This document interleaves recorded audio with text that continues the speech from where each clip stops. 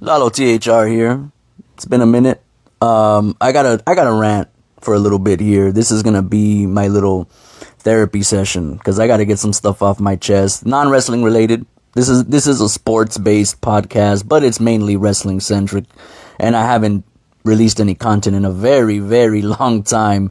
But I'll spare you the introductions and the long hiatus excuse and everything. I mainly I just lost a lot of interest in wrestling, man. I gotta be honest. After the Vince McMahon stuff, which I do have a video documenting that really turned me off, and then that turned me off to WWE, and then AEW has been trash. So yeah, man, I still watch wrestling. I still try to keep up with it. I saw the Elimination Chamber pay-per-view. I saw John Cena's epic heel turn. I'll get into that in a future podcast episode. But for now, I just want to rant about soccer for a minute because the United States got their shit pushed in. But that's not the main story. The main story is Mexico returning to prominence. And not just Mexico, but Raul Jimenez comeback story. Bro, Hercules Gomez said it best. This could be a Hollywood script. Like, seriously, we're talking about a man who had a life-threatening injury. He could have died. You know, he had a concussion. He clearly got CTE, that head injury over there in Europe. He could have died. And he was injured. He had to walk around with a fucking head bandage looking like Rocky after he fought Apollo Creed. And his form showed. I mean, he took like a year off from playing. Then when he came back, he looked terrible. And we're talking about an elite striker. I'm not going to say Raul Jimenez is world class necessarily. He's a world class penalty taker. I'll say that. I'll give him that. He's a world class penalty taker. I don't know if he would make the list of world class strikers. You know, I watch soccer. I follow it, mainly Mexican soccer, Liga MX, and the national team. I'm not a big soccer snob, so excuse my ignorance. I don't know these things, but I know that Raul is a very good striker. And when he came back after that injury, he was not performing well at all. He looked like fans were literally calling for him to retire. Now, fast forward a few years later, here we are, the Nations League tournament, a tournament that Mexico has never won, which really is the least of Mexico's problems, because this is a meaningless tournament anyway. This tournament doesn't get us anything.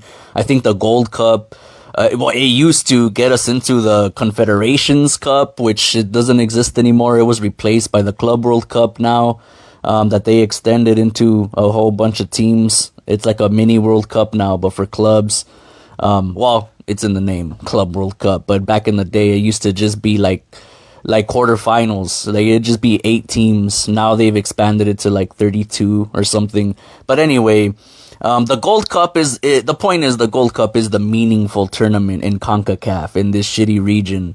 It's our Champions League. It's our real Nations League. You know what I mean? It's the main tournament for the national teams in this region. But they created the Nations League just to try to fluff up the United States, because the United States doesn't have as many Gold Cup wins as Mexico, and they don't have as many trophies in general. So they created this other whole tournament, just like with the Leagues Cup, same thing. They created that, you know, even though we already have the CONCACAF Champions League, but they had to create another one again to try to fluff up MLS, the United States soccer clubs, because they suck. They hardly win the Champions League.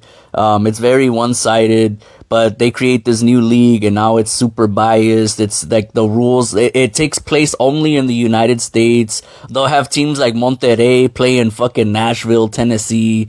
You know what I mean? Like, it's bogus. It's bogus. It really is. But anyway, I digress. Mexico has never won the Nations League. Okay? And Mexico, this is literally the worst Mexican national team probably ever. I'm gonna be honest, I've only been following the Mexican national team since 2010. That's when I actually got into soccer. I grew interest in it just because of the 2010 World Cup taking place in South Africa. You know, it was billed as the first World Cup from Africa, and it was, and it still is, the first and only World Cup to emanate from the African continent. And that was exciting for me. I thought that was really cool. I never, you know, even then when I didn't know much about soccer, it just seemed really cool to me that such a prestigious, world-renowned event like the World Cup that's watched by literally half the world's population, like billions of people, it's going to take place in Africa. I was like, okay, yeah, I got to watch this year. And the rest is history. I just fell in love with the sport. I fell in love with the pageantry, the fans, the teams, the kits, like the jerseys, the different designs of the national team jerseys, the different crests, badges. I'm a nerd. I'm a sucker for things like that. And you just, everything about it, man, you know, singing the national anthems before the game, and then they exchange flags, you know, the captains, and you know, I don't know. I fell in love with it. I really did. I became a little dork for a while too. Like I would watch, fucking AFC qualifications and AFCON, qualifications. And like I would try to, back in the day, soccer actually wasn't as prevalent on TV as it is now. So back in the day, I would find soccer streams in the same way that wrestling nerds find wrestling pay-per-views, you know, to stream. You know, I would do that, but for soccer events, like just to watch different games. I would follow Japan and South Korea. But anyway, I've only been watching Mexico play for a short amount of time, relatively speaking. Obviously, the 2010 World Cup, I mean, it was a while ago, 15 years ago, but you know, that's not too long in the grand scheme of things. But still, out of these 15 years that I've been following the team now, this is easily the worst Mexico that I've seen. This national team. It's even worse than the Mexican team that was playing under Chepo de la Torre, and I'll never forget that era. When it was the back passing era, when the team would not try to attack, they would just back pass and hold on to the ball. And a lot of their games ended in draws and 0-0 draws, and the type of games that exemplify those people who say, oh, soccer is boring. How can you even watch that? Nothing happens. Watch a real sport like NFL, football, or whatever, you know? Like, those games actually exemplified what those people say. Like, Mexico was so boring to watch. They wouldn't try to attack. They would just back pass under Chepo de la Torre. And even still, that team is better, or was better, I should say, than this current Mexican squad. But after Javier Aguirre has taken the reins, it has truly turned around. And they're way better now. They're way better. They're playing with more passion, with more desire, with more fire, you know. And that's one thing that, you know, see, Mexico, it's not like, they're not a team that produces skillful players on the level of Argentina or Uruguay or Spain or Germany or France. But one thing that Mexico used to always consistently produce is scrappy players with just a lot of fire and desire, man. Like, just passionate players. You see it on their faces when they go out onto that field. Like, they're ready for war. Like, it ain't even a soccer game. Like, they're ready to go to war. That's what made the Mexican team special back in the day. You know, they weren't the most skillful players. We had a few. I mean, I'm not saying that Mexico produces shitty players or anything. They produce good, decent players. I'm just saying they're not on the, relative to Europe or South America, right? They don't produce like they're not a world-class factory like Brazil or Argentina. You know what I mean? But with the limited skill that they do produce, Mexico made up for it in fire, in desire, in passion, you know, and that's something that the team has lacked now for quite a while. And I was one of the naysayers when I heard that Javier Aguirre was coming back. I was one of the naysayers. I was like, man, why are we going back to square one? And not even back to square one. We're backtracking. We're taking like 8 steps back and hiring a coach who already was managing the team for 3 different terms already. Once in 2002, once in 2010, and now here we are in 2025. So I was one of the naysayers, and let's just say that Javier Aguirre has made me shut my mouth and eat crow, because he clearly is the right man for the job. He's really instilled into the team that fire that I'm talking about, that fire, that desire. You know, when you watched Mexico play Canada on, what was it, Saturday or Friday? I think it was Friday, right? When you watch Mexico play Canada, they were clearly inferior to Canada to the Canadian players. Like, the Canadian players were much more skillful. They were much more creative on the ball, and had better touch on the ball even too. Just something simple like that. They just moved the ball way better than the Mexican players. You know, the Canadian players, they were breaking ankles, man. They were dribbling all around that field and making the Mexican players slipping and sliding, and and just, that's something that Mexico used to do to Canada back in the day. It was the other way around. But anyway, the Canadian players were clearly superior in talent to the Mexican players. But guess what? Mexico ended up winning 2-0 because Mexico had that fire, that desire, that will to win, that hunger. That's something that cannot be taught. That's not a skill. Having fire, desire, hunger, that's not a skill that can be taught or nurtured.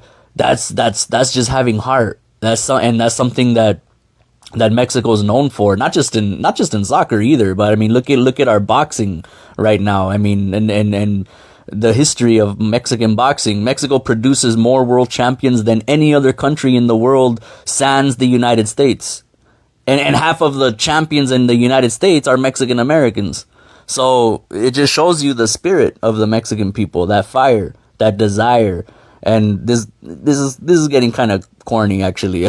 but the point that I'm trying to make is that if you don't have the most skill, you can still win the game with the most heart. And Mexico showed that against Canada, because the Canadian players were clearly superior. They were the favorites going into the match, which I never thought I'd see the day when Canada was considered the favorite against Mexico in soccer. Okay, if it's hockey, yeah, I'm not gonna bat an eye. But soccer, Canada, the favorites to win against Mexico, that's how bad this Mexican squad is right now. And that's how good, also, on the flip side, that's how good Canada is right now as well. Canada's really, their national team is everybody's saying that Panama are the new second place of CONCACAF now, right? Mexico are back to being the kings of CONCACAF, and Panama are in second now.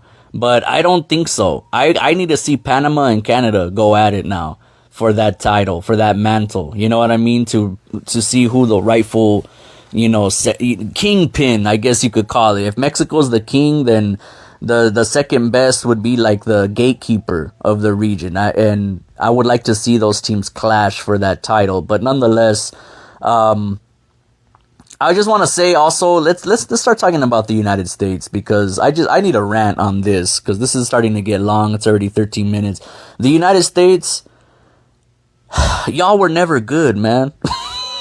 I'm just gonna say it. Like, the fans, listen, I'm an American, okay? I'm a Mexican American, and I used to support the United States in soccer. Like I told you the corny story of how I got into the World Cup, and because it was in Africa, right? And I started following it. I was rooting for the United States and Mexico, both. I used to root for them both, because me being a Mexican American, it's a tale of two cultures that I love, right? So I would root for both teams. But again, me being a big dork, like I said, I started going onto a website called Big Soccer back in the day that had forums, and it was massive. Like, Big Soccer was basically like Reddit, but for soccer at the time. But it was in message board format, and it was massive. Like, you had every country had its own message board, like even Azerbaijan, Afghanistan, all the way down to Zimbabwe, I suppose, like like every country in the world that plays soccer had a message board, and there was different regions as well had their specific message boards, CONCACAF, CONMEBOL, whatever. And and I, of course, me being a dork, I would go into the Mexico message board, Mexican national team message board, and talk to other people and mainly read the messages there. And the United States fans are just the biggest babies, the biggest, like, bitch ass, like, racist, xenophobic. They start bringing race into it. Just, I can't even explain it, man. Like, they would just go, and they still do to an extent, a lot less on Reddit and Twitter, but they used to be really bad. Like, and it opened my eyes when I started seeing some of the comments by the United States fans, men's national team fans. It opened my eyes. I literally started to tell myself, like, what team am I rooting for here? Like, I felt like, wow, I don't belong here, do I? Like, I shouldn't even be rooting for this team. They're gonna call my people animals, wetbacks, savages, whatever, beaners, and talk about, oh, we should just take Mexico City. We should just, or they would say stupid shit like, wait till we teach black people how to play soccer. Wait till we bring soccer to the inner city so they could start playing soccer instead of basketball. Then we'll destroy Mexico in soccer. Like dumbass shit like that. That's the kind of shit they would say. Like, really stupid shit. And I would read these things and I just started to cringe and started to, like, yeah, I can't root for this team. It just goes against my moral fiber. How am I going to root for a team that actively, bashes my people? On the internet. They're not going to do it in real life, but on the internet, talking all that shit and saying stupid shit, xenophobic things, and making up lies that Mexican fans throw bags of batteries and piss and stuff at the players. Like, I mean, I don't believe that. I've seen people say that they were there at those stadiums at Estadio Azteca when the United States played, and that did not happen. There was fans throwing beer. That's a thing. That's a thing. Fans throwing beer and stuff like that, which I don't condone that. But anyway, they're just the biggest bitches, man. Honestly, the U.S. men's national team fans, at least at that time they kind of still are on Reddit. They still be talking that shit too. Not as much as the nerds on Big Soccer used to back in the day, but nonetheless, I stopped supporting the United States after that. Maybe that's a dumb reason too, just because of some nerds on the internet. But I feel like if I were to go to a United States game in real life and I look around at all the fans in the stadium, I would probably think to myself, how many of these motherfuckers are on the internet talking shit though? You know what I mean? And saying those type of things that they would say. And they're out here, and of course they're not going to say it in public, but anyway, I stopped supporting the United States, and I became an exclusive fan of El Tri, of the Mexican national team, for better or for worse, because they be talking shit too. You know what I mean? The Mexican fans be talking shit too, calling us pochos and this and that, and they blame the puto chant on us, which that's a whole nother rant I need to get into too, the whole thing with the puto chant. But I'll save that for another day. The United States, y'all were never good. You guys, with your win streak over Mexico, it's a recent development. But these fans act like they've been dominating Mexico for decades. When it's a brand new thing that the United States, beating Mexico 3 times in a row and stuff. Yeah, and they were CONCACAF games. I think 2 of them were major tournaments, one of them being a friendly. But y'all act like you were dominating Mexico for decades. This is a brand new development. And now I'm happy to see them get humbled by a team like Panama, too, of all teams, 3 times. Just like they brag, oh, we beat Mexico 3 times. Every team in CONCACAF plays Mexico like it's the final of a World Cup.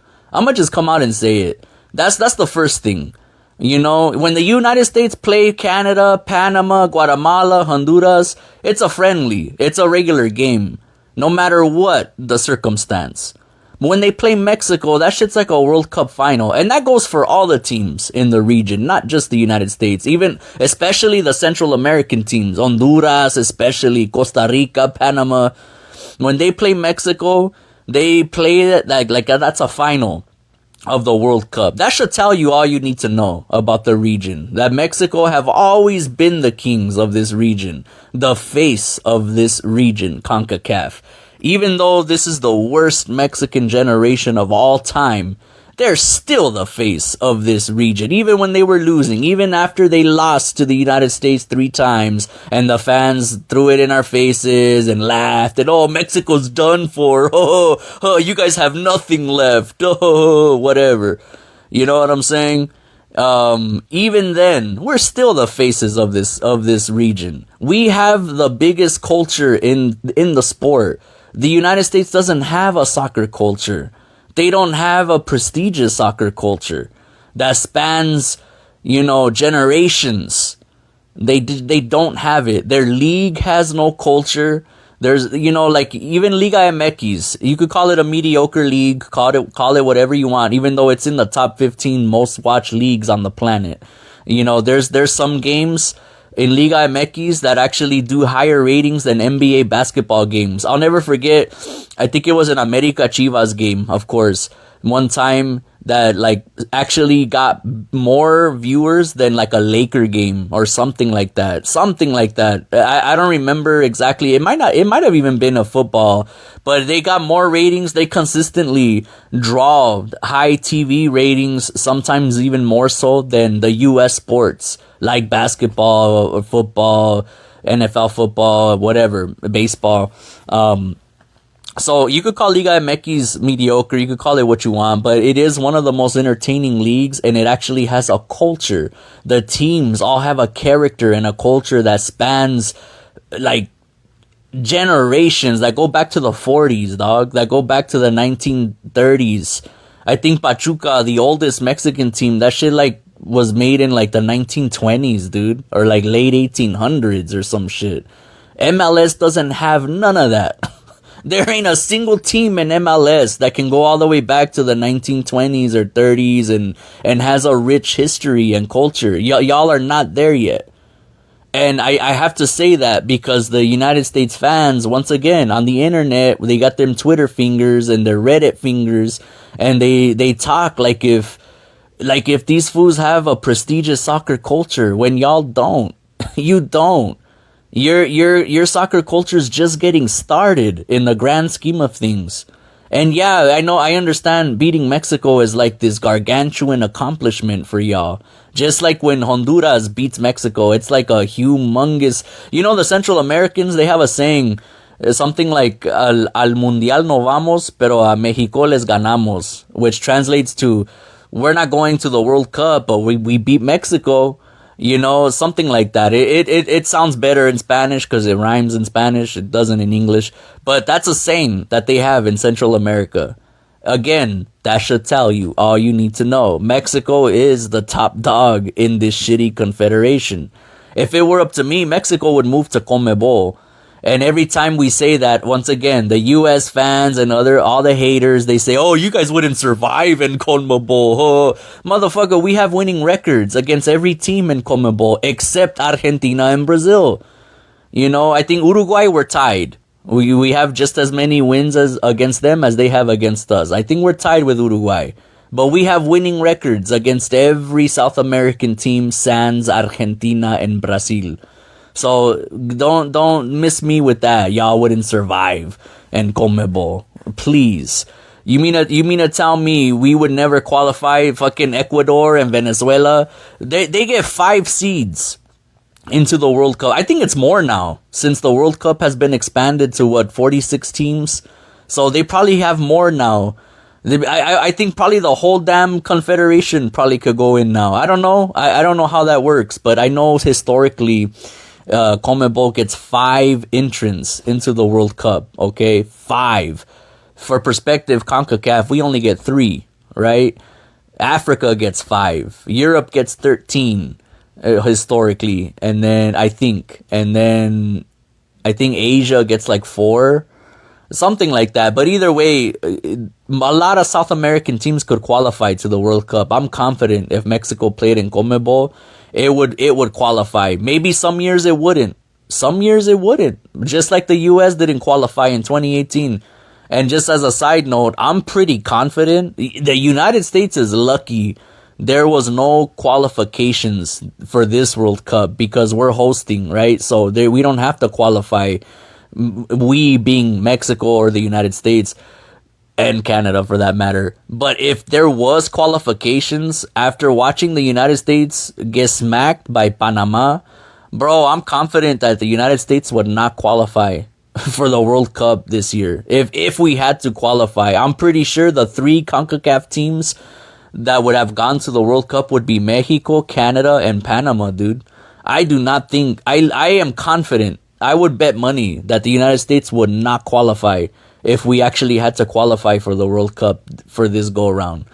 But anyway, Mexico would make it in CONMEBOL. It would take a while, and I'm sure there would be some years where we wouldn't make it, but I don't care. That's fine with me because I care about the growth and development of the play, of the game of Mexico. You know, how they play, man. They could only improve when they play better teams. Just playing the United States, Canada. I mean, I'm glad that Canada and Panama are getting good. I'm glad for the sake of our confederation.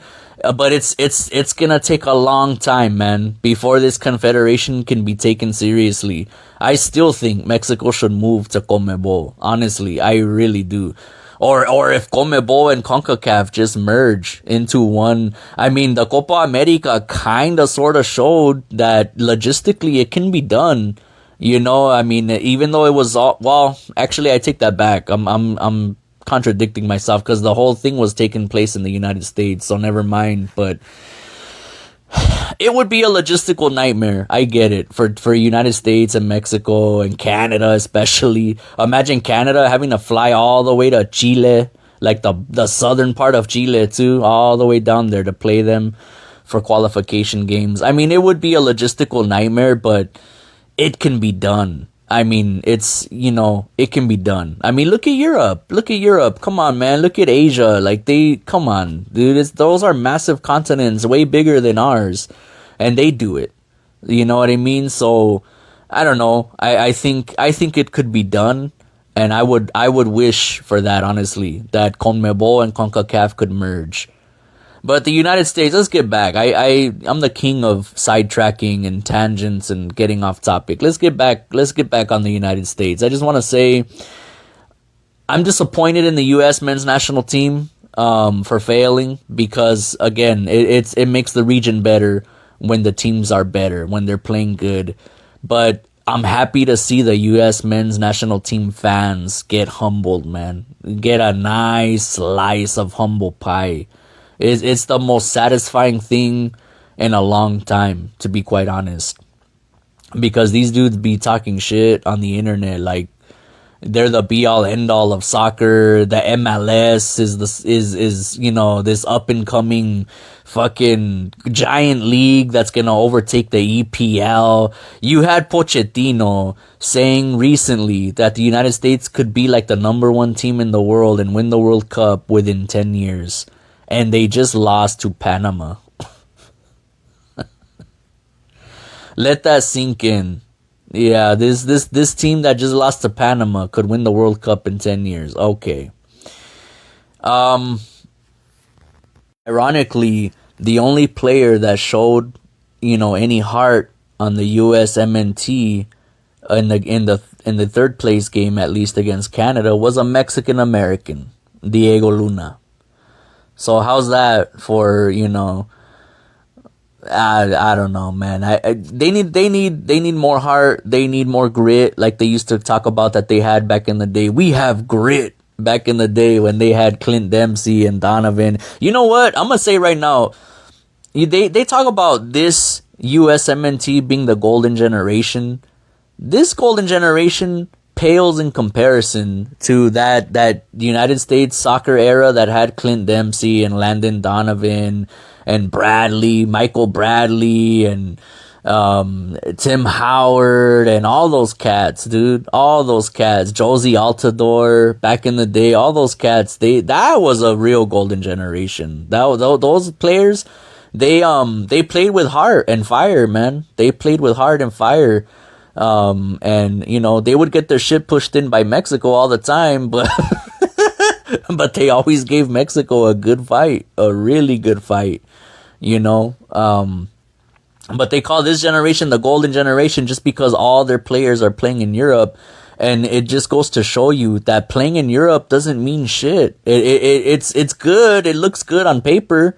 Of course, when you're playing for these historic clubs, you know, anything's better than the MLS too. Honestly, if I, man, in an alternate universe, in an alternate reality, if I grew up wanting to play soccer, and not wanting to become a professional wrestler, and I instead wanted to play soccer growing up, and I actually somehow enrolled into a soccer academy and started playing, I would do whatever I can to get the hell out of the MLS or the United States soccer system and go play in Mexico, go play in Liga MX, go, and I surmise to believe maybe that's why the United States doesn't have like a whole lot of Mexican American players. Oh, they do, but they don't start them.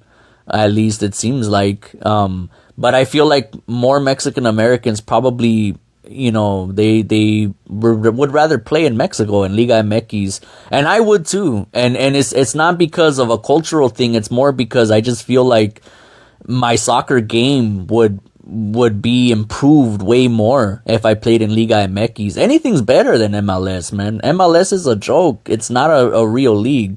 You know, these guys, I mean, Liga MX is getting there too, though. Liga MX is slowly becoming a joke too, ever since they took out promotion and relegation. But the MLS, their style of play is just so mediocre. That's why you see all these crazy goals in MLS, because there's no defending. You know, so it's not even impressive. Back in the day, when I would see Carlos Vela just break all kind of ankles, man, and get in the box so easily and score so many easy goals and have the commentators losing their minds. And I mean, yes, it was awesome. Don't get me wrong. I would enjoy the hell out of that. And Carlos Vela, man, he was a special player. It's a shame he didn't really care about the sport in the end.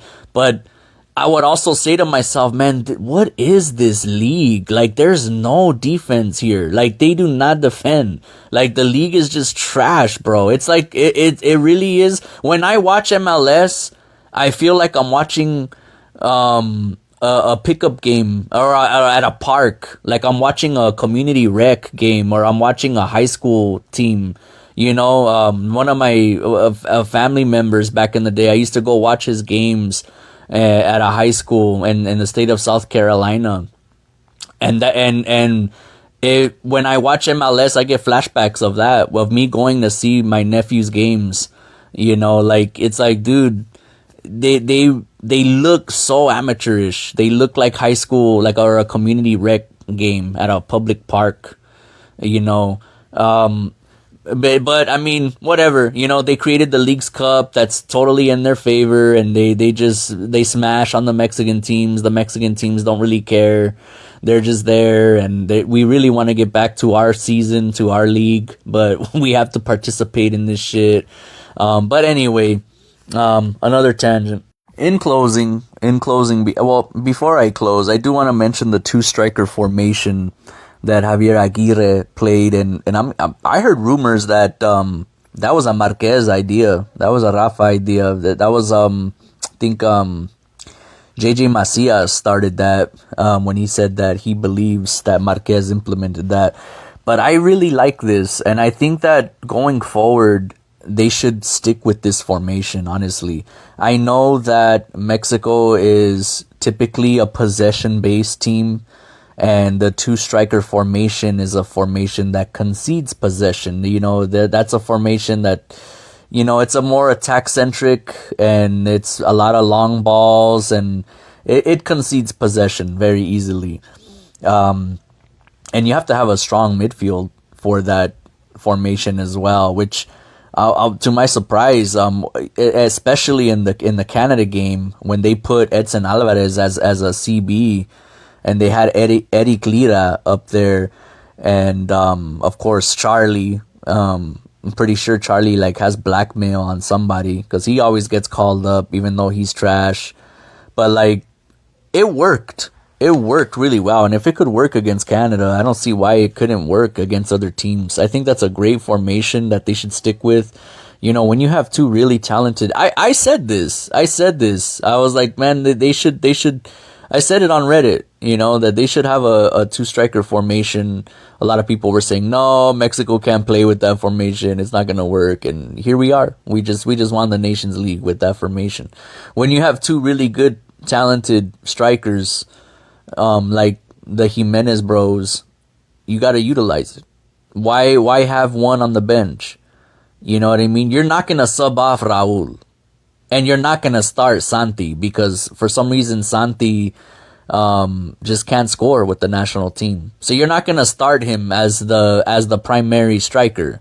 So why don't you use them both? Put them both up front and you see the result. They were feeding off of each other, man. They were actually playing really good. They had chemistry.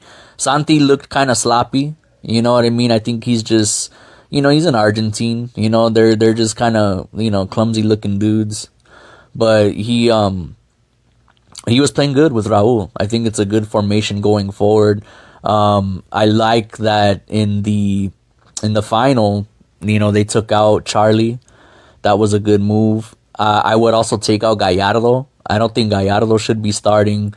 Romo should not be starting under any circumstances either, but I get why they put him there. They didn't, you know, the Panamanian players, they're bigger and stronger than our players, so they needed a big boy like Romo. You know what I mean? They don't want the team to get bullied either, so we need some big dudes like Romo and Edson Alvarez. But you know, Alvarez, I get he's one of the best players we have, but Romo, I don't care how big that dude is, man. He shouldn't be starting or brought in as a sub either. He's a Liga MX journeyman at best. He should not be playing with La Selección. Now, who you put in those positions though? Oh man, Pineda is a better option, I think, than Romo. A better option than Charlie. You know, and with Gallardo, that's the one I don't know. I know he subbed in Angulo. I need to see more of Angulo to see if he's a better fit, but man, anything could be better than Gallardo, man. I just don't know who else they have though. I'll have to do more research on that. They don't give a lot of players a chance, you know. A lot of people hype up a cat named Marcelo Flores or something like that, and I've never even watched him play, you know, because it's been a while since I followed Liga MX games. I'm very busy. I'm a truck driver, which is why I don't record a lot of content anymore. I'm always on the road, but I haven't been following. So you know, if these coaches would actually give him a chance with the national team, it'd be cool to see what he can do. But anyway, in closing, I just want to say, man, I'm happy that Mexico finally looks like they're getting their shit together. That's what I would call this chapter. 2025, chapter 25, Mexico finally getting their shit together right before the World Cup next year as well. So that's pretty damn good. As for the United States, Canada, Panama, I'm excited to see the growth of the Confederation. Like, you know, the emergence of Panama. I feel like this is what Jamaica should have been, what Panama is right now. And it looked like Jamaica were really becoming that. I don't know what Gold Cup it was, but it was either a Nations League or a Gold Cup like a couple years ago where it looked like Jamaica and Haiti, like they looked fucking great. Like they looked like killers, man. Like they were going to be the next big thing in CONCACAF. Lo and behold, it was Panama the whole time, man. With a very, you know, slow, methodical, and surprising come up. You know, like they just snuck in there. That's what I was looking for. A very sneaky rise to the top for Panama. They just snuck in like bandits, man, and stole it from Jamaica. Because I really feel like Jamaica should be where Panama is right now, making the finals, giving teams like, I mean, they beat Mexico, right? Was it Haiti or it was Jamaica that beat Mexico in one of the Gold Cups several years ago. I don't remember which. It was in the 2020s. I don't remember which one. But I really thought that Jamaica would be where Panama is right now. But it's Panama, and you know what? I'm happy for them, dude. Like, this is what the Confederation needs. Teams like that, like Panama, like Canada. I mean, dude, if you would have told me, 6-7 years ago that Canada was gonna be like, being called the kings of CONCACAF, the new kings of CONCACAF, beating the United States, giving Mexico a run for their money, and just balling out, I would have told you that you're on crack, and you don't know what you're talking about. But here we are. So I'm happy. In the United States, this new coach, Pochettino, man, they were making a big stink about it on ESPN. Hercules Gomez in particular, yelling, talking about he's getting paid $6 million. Like, okay, fool, you're not invested in the team. You're not paying for that. Why are you mad that he's making $6 million? I get it. I get what he's saying though. He's not showing his worth. But, at the end of the day, the coach doesn't matter. It's not about the coach. It's about the players on the field, and what you do, how you perform, the heart, the grit, the determination. The coach can only do so much. Javier Aguirre is showing not tactical skill. He's just showing that he can instill fire in the players, and sometimes that's enough. Sometimes it isn't, and I think that Pochettino being coach, it's not the reason why the United States is not performing well. The United States has never been a really good team. That's the cold-hearted truth that I need to say. They've never been a good team. They've been a solid team. They've been a decent team.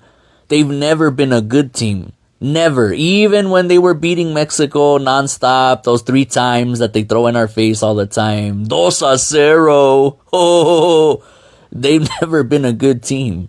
Y'all are beating the worst Mexican team of all time. Congratulations. And look what it's gotten you. Eliminated from Nations League. It doesn't mean anything. The United States doesn't have a soccer culture. And until that changes, their form of play isn't going to change either. Unfortunately, for some people, unfortunately, the United States is just not interested in soccer. It's got major sports elsewhere: basketball, baseball, football, even NASCAR, I think, and golf is like more popular than soccer in the United States. Hockey, I think, is more popular than soccer in the United States. So until that changes, they're never gonna produce enough good players to really be taken seriously. I get all their players are playing in Europe right now. Okay. And what do they have to show for it? What does that mean? Getting eliminated from the Nations League. Lalo THR. Thank you for listening if you've made it this far. Thank you very much. God bless.